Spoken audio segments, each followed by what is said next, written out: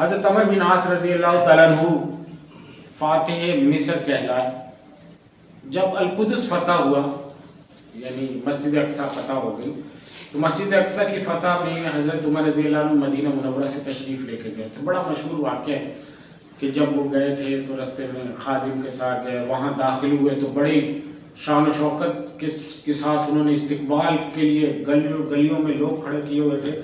اور صحابہ کرام یہ چاہتے تھے کہ حضرت ہمارے جب خلیفۃ المسلمین آئیں تو عیسائیوں پہ روک پڑ جائے, کیونکہ عیسائی بڑے تم تراک کے ساتھ وہ تو بادشاہ رہتے تھے.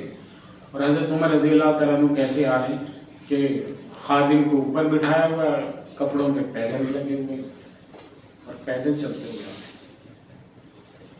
اور صحابہ کرام جیسے ملے امیر المومنین ایسے, مطلب یہ کیا ہے نا. پاکستان میں تو اب بھی لوگ ہوتے ہیں نا, آپ بڑے کچھ وزیروں کے انٹرویوز وغیرہ سنیں گے تو وہ لوگ کہتے ہیں یار میرا جاننے والا وزیر ہے, اس کو کہتے ہیں یار فل پروٹوکول کے ساتھ آنا ہماری شادی میں. شادی میں پتہ نہیں حسن نثار کا کس کا انٹرویو نہیں, وہ کیا نام ہے, چودھری نثار کا انٹرویو تھا یا کسی اور کا. تو اس نے کہا کہ وہ ایک دفعہ میرے دوست نے بلایا تو میں نے کہا یار عام بندوں کی طرح جانا چاہیے, تو میں ایسے ہی پہنچ گیا وہاں. تو جیسے ہی میزبان نے دیکھا اس نے مجھے ایک سائڈ پہ کیا, وہ تیرے لیے تو سب کچھ سجایا ہوا ہے ہم نے, واپس جاؤ ذرا گارڈ وارڈ کے ساتھ آؤ نا, تاکہ لوگ پتہ چلے بھائی کہ بڑی شادی ہو رہی ہے نا. تو انہوں نے کہتے مجھے جلدی سے پچھلے دروازے سے نکالا, پھر گارڈ وارڈ اور ہوٹر مارتے ہوئے گاڑیاں, ان کے ساتھ میں واپس آیا دوبارہ شادی میں. تو وہاں تو شان و شوکت کا وہ تھا نا, مظہر تھا. یہاں تو ہم دکھاوا کر رہے ہیں نا, وہاں تو مقصد تھا کہ عیسائیوں پر روک پڑے جو. تو حضرت عمر رضی اللہ عنہ نے کہا کہ نہیں, ایسے ویسے ہی تشریف لے کر گئے اور پھر مسجد اقصی میں داخل ہوئے. اللہ تعالیٰ نے اس کے بلبوتے پر دیا. پھر وہاں حضرت عمر بن عاص نے کہا, حضرت عمر رضی اللہ عنہ جب واپس آنے لگے مدینہ منورہ تو ان سے عرض کیا کہ لشکر جو ہے وہ ابھی سرگرم ہے, مطلب لشکر ردھم میں آ جاتا ہے نا. فوج جب جنگ لڑنے کے پر آ جاتی ہے, فتوحات ہونے لگتی ہے تو اس کا ایک مورال بن جاتا ہے, صحیح. تو مورال جب بہتر ہو جائے نا فوج کا تو اس کو ڈاؤن نہیں ہونے دیتے. اسی لیے دنیا میں فوج کی عدالتیں الگ ہوتی ہیں. ان عام عدالتوں میں فوجوں پہ مقدمے کیوں نہیں چلتے؟ فوجی آسمان دنیا بھر میں الگ عدالتیں ہوتی ہیں, اس لیے کہ جو فوج ہوتی ہے نا اس کا سسٹم عام لوگوں سے خفیہ رکھنا ضروری ہوتا ہے. اگر فوجیوں کے اوپر عام ایسی باتیں کریں جیسے ہم لوگ پاکستان میں حشر کر رہے ہیں نا فوج کا, اس سے فوج تباہ ہو جاتی ہے, فوج کوئی جنگ نہیں لڑ سکتی. وہی آپ تصور کریں نا, ایک فوج جس نے پورے ملک کا دفاع کرنا ہے اور پورا ملک ان کی ٹرولنگ میں لگا ہوا ہے, ان کے خلاف گالیاں دے رہا ہے, فیس بک ٹویٹر بھرا ہوا ہے, تو کیا جنگ لڑیں گے؟ وہ تو اسی میں لگیں گے کہ یار آج میرے فلانے کے خلاف لگا دی, آج میری بیٹی کی تصویریں لگا دی, آج میرے بچوں کی تصویریں لگا دی, آج میرے بارے میں کہہ دیا ہے کہ اس نے فلانا جزیرہ خرید لیا, فلانی. فوج کا اسی وجہ سے دنیا بھر میں ان کی عدالتیں الگ سے ہوتی ہیں, ان کے ٹرائل چلتے رہتے ہیں, الگ سے چلتے ہیں. تو آپ دیکھیں عافیہ صدیقی کے مسئلے کو دیکھ رہے ہیں نا, عافیہ صدیقی کو کیوں نہیں چھوڑ رہے؟ کیونکہ حالانکہ جنگ ختم ہو چکی ہے, افغانیوں کے ساتھ دوستی ہو چکی ہے ان کی, عافیہ صدیقی کو رہائی نہیں دے رہے. کیونکہ وہ جو امریکی فوجیوں کی جو گھرانے موجود ہیں, جو مرے ہیں افغانستان میں, ان کے خاندان تو موجود ہے نا امریکہ میں. جب یہ وہاں کی ہیڈ لائن بنے گی تو ان کے خاندانوں والے نکلیں گے سڑکوں پہ کہ انہوں نے ہمارے لوگوں کو مارا تھا, آپ ان کو رہا کر رہے ہیں اپنے پاس سے. تو فوج یعنی جو مورال ہے نا فوج کا وہ ڈاؤن ہوتا ہے. تو اس بہت سی چیزوں میں پالیسیاں اس بنیاد پہ بن رہی ہے, دنیا کی سپر پاور ہے اور وہ اس وجہ سے نہیں کر رہی ہے. تو باقی ملک کو کیا حال ہوگا تصور کریں. تو فوج کا جو مورال ہے یہ بہت اہم ہوتا ہے. کہ فوج نفسیاتی طور پر مضبوط رہے.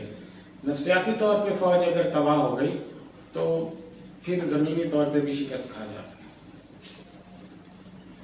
اسی لیے جو دنیا بھر میں ابھی جو اسرائیلی فوجی مر گئے ہیں، کبھی اسرائیل نے خبر دی کہ ہمارے اتنے فوجی مر گئے؟ نہیں دیتے. کیوں نہیں دیتے؟ ان کو پتہ ہے بھائی اگر 10 بندے مرے ایک کا بتاؤ، فوج کا مورال نہیں ڈالنا. اس لیے خبریں میں پاکستان میں کارروائیاں ہوتی ہیں، 2 جوان شہید ہو گئے، میجر کرنل، خبریں چھپاتے ہیں، بہت بڑے رینک کا پھر خبر تو نکل آتی پھر نہیں دیتے. لیکن ساتھ کتنے شہید ہوئے کوئی نہیں بتاتا. تو فوج کی شہادتیں جب کوئی ملک تسلیم کر رہا ہونا ہوتا ہے نا، تو سمجھ لیں کہ جتنی بتائی جا رہی ہے نا، اس سے کم از کم دگنے تو ہیں ہی. کیونکہ ملک جو ہے وہ اپنی افواج کی کمزوری یا ان کی شکست اس کو ہوتے ہی دکھا رہا ہے. تو حضرت عمر بن عاص رضی اللہ عنہ نے حضرت امیر المومنین سے کہا، انہوں نے کہا کہ ٹھیک ہے تم یہاں سے فوج کو لے کر چلو، اس کو یعنی کیونکہ اس دور میں تو زمینی سفر ہوتے تھے. تو انہوں نے کہا حضرت عمر فاروق رضی اللہ عنہ اب یہاں سے آ رہے ہیں اور وہاں انہوں نے واپس جانا ہے کہاں پہ؟ مدینہ منورہ میں. تو وہ انہوں نے وہاں سے یہاں جانا ہے اور انہوں نے کہا کہ میں مدینہ منورہ میں صحابہ کرام سے جا کے مشورہ کر کے بتاؤں گا کہ تمہیں مصر میں جانا بھی چاہیے یا نہیں، کیونکہ مصر میں جانا خطرے سے خالی نہیں ہے. مصر جو ہے اس وقت میں خطرناک، کیونکہ اس کے علاقے مسلمانوں کے دیکھے ہوئے نہیں تھے، جنگی صورتحال کا اندازہ نہیں تھا، وحشی اور ایسے لوگ قبائل وہاں پر تھے، تو مسلمانوں کا اندازہ نہیں تھا کہ وہاں پہ حالات کیسے ہوں گے. تو اس لیے انہوں نے منع کیا. حضرت امیر معاویہ حضرت عمر رضی اللہ عنہ کے پاس آئے تو حضرت امیر معاویہ نے ان سے چاہا کہ آپ ہمیں اجازت دے دیں، ہم سمندر میں جو جزیرے ہیں وہ فتح کرتے. تو حضرت عمر رضی اللہ عنہ کے وہ الفاظ پڑھنے کے جو انہوں نے ان کے جواب میں کہے ہیں، خلاصہ آپ کو بتاتا ہوں، وہ الفاظ بڑے زبردست ہیں. یہ جو سمندر ہے نا، اس کی موجیں بڑی خطرناک ہوتی ہیں، اور سمندر میں جو جانے والی فوجیں ہوتی ہیں وہ سمندر کے مزاج اور موسم کے اوپر اس کے رحم و کرم پر ہوتی ہیں. تو میں اپنی افواج کو کی جانوں کو خطرے میں نہیں ڈالنا چاہتا.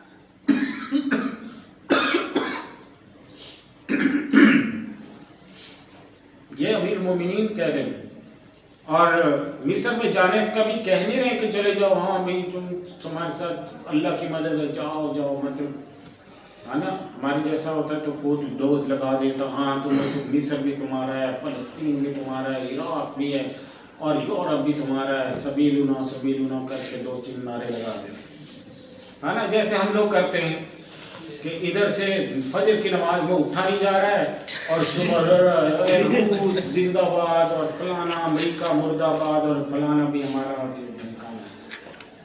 ہے نا. جس دن دال کم ملتی ہے اس دن 4 نعرے زیادہ.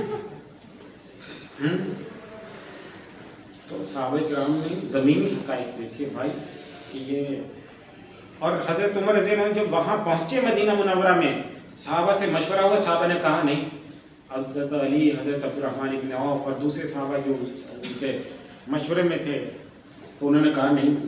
حضرت عباس، حضرت عبداللہ بن عباس، یہ سب صحابہ سے حضرت عمر مشورہ کرتے تھے، شورا بنائی تھی اپنی. شورا نے کہہ دیا کہ منع نہیں جانا. حضرت عمر نے بندہ بھیج دیا کہ جاؤ عمر بن عاص سے کہو واپس آ جاؤ. لیکن حضرت عمر بن عاص کو انہوں نے کہا تھا کہ اگر آپ مصر کی حدود میں داخل ہو جانا تو آگے چلے جانا، ورنہ واپس آ جانا. جب وہ مصر کی سرحد کے اوپر پہنچے تو اس وقت پیغام رساں پہنچا.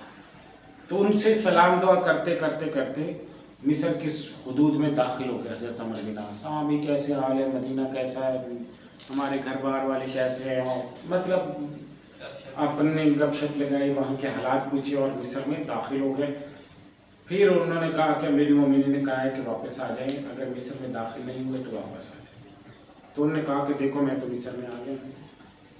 تو انہوں نے کہا پھر اللہ کا نام لے کے آگے چلے. تو پھر حضرت عمر بن عاص رضی اللہ عنہ نے مصر فتح کیا. مصر پہ بڑی زبردست پہلی دفعہ مسلمان ہوئے، دوسرے بر اعظم میں داخل ہو گئے. اسلام ایشیا سے نکل کے افریقہ میں داخل ہو گیا.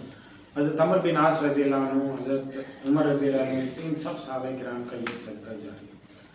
یہ علاقے جو حضرت عمر رضی اللہ عنہ کے دور میں فتح ہوئی، ایران فتح ہو گیا، آرمینیا آذربائیجان فتح ہو گیا، پورا یہ ترکی تک یہ شام فتح ہو گیا، عراق فتح ہو گیا، مصر فتح ہو گیا، پورا جزیرہ نما عرب تو حضرت ابوبکر اور حضرت حضور صلی اللہ علیہ وسلم کے دور میں فتح ہو چکا تھا۔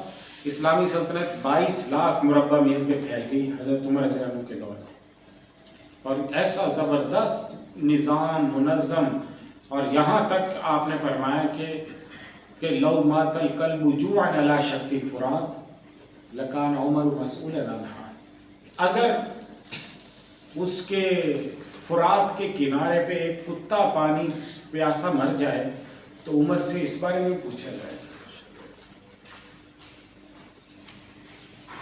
یہ حضرت عمر رضی اللہ عنہ کی حکومت تھی۔ اور الفاروق کا ضرور مطالعہ کریں مولانا شبلی نعمانی کی، تو آپ کو پتہ چلے گا کہ کتنا زبردست، جتنی زکوٰۃ، جتنے صدقات، جتنا خراج حضرت عمر رضی اللہ عنہ کے دور میں جمع ہوا، اس کے بعد بھی جمع نہیں ہوا، یہ حالت ہے۔ اور اتنی فتوحات کے صحابہ کرام گرم تجارت، یعنی روزانہ کوئی نہ کوئی علاقہ فتح ہو کر اس کا مال غنیمت آتا، صحابہ کرام نے تجارتیں چھوڑ دی۔ پھر حضرت عمر نے ان کو جمع کر کے کہا اگر ایسی حال رہا کہ تم تجارت چھوڑ کے بیٹھ گئے تو یہ جو غلام تجارت کر رہے ہیں یہ کل کو تمہارے آقا بن جائیں گے، کیونکہ جو قوم تجارت کرتی ہے اللہ اس کو آقا بنا دیتا ہے۔